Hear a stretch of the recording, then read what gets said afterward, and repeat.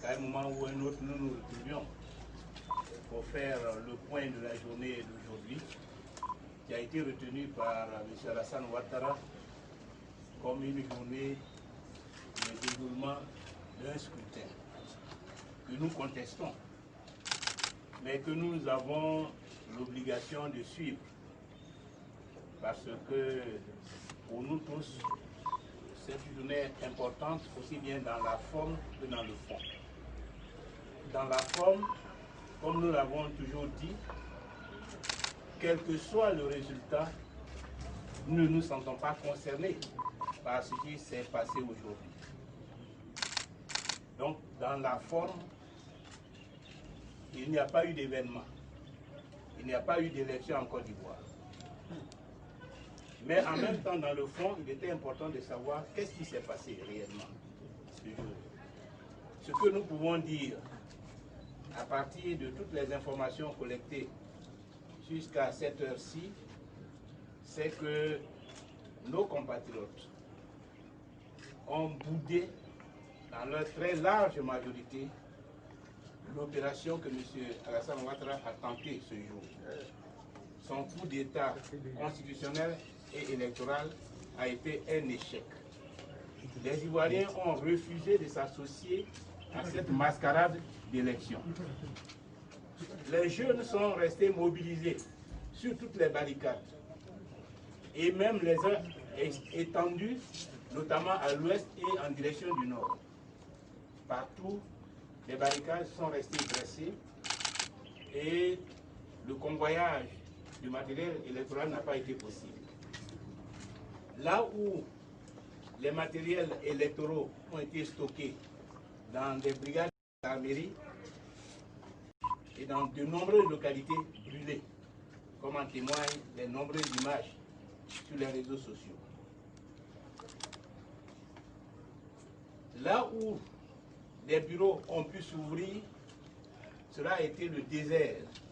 C'est le cas par exemple à Abidjan, où il n'y a pas eu d'affrontement, d'échauffourée, de confrontation, mais où les bureaux n'ont pas du tout été fréquentés.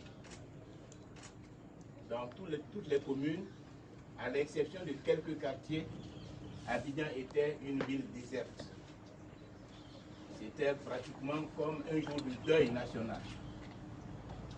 À l'intérieur du pays,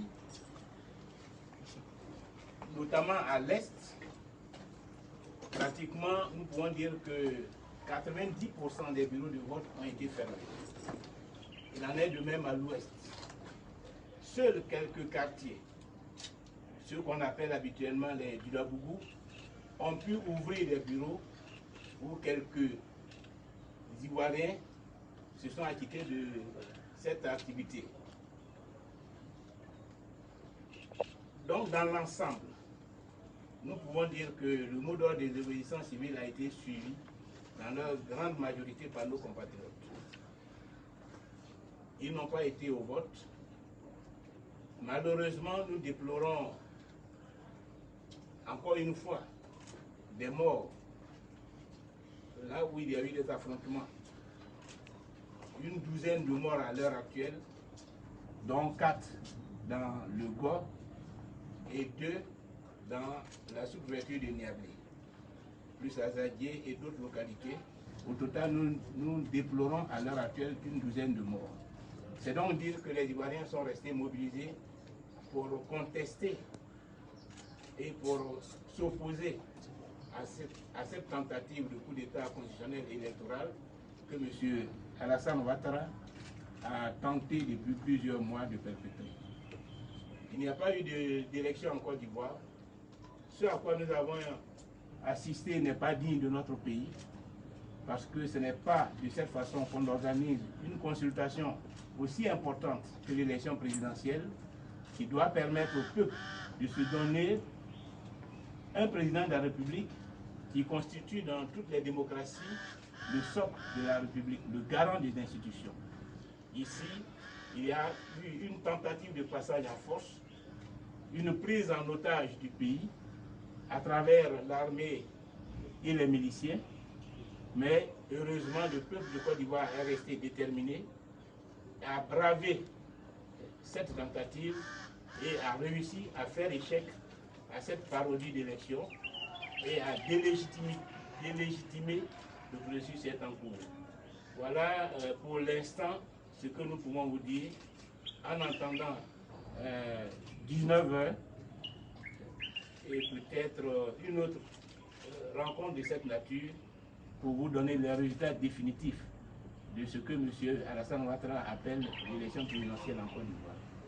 Voilà donc, chers amis, ce que je voulais vous dire à cet instant précis. Encore une fois, merci de votre présence. Nous n'avons pas la possibilité de vous inviter à dîner comme M. Ouattara l'a fait, mais je suppose que malgré ce dîner ou ce déjeuner, vous resterez serein pour faire de façon correcte, de façon professionnelle, votre boulot de journaliste. Je vous remercie.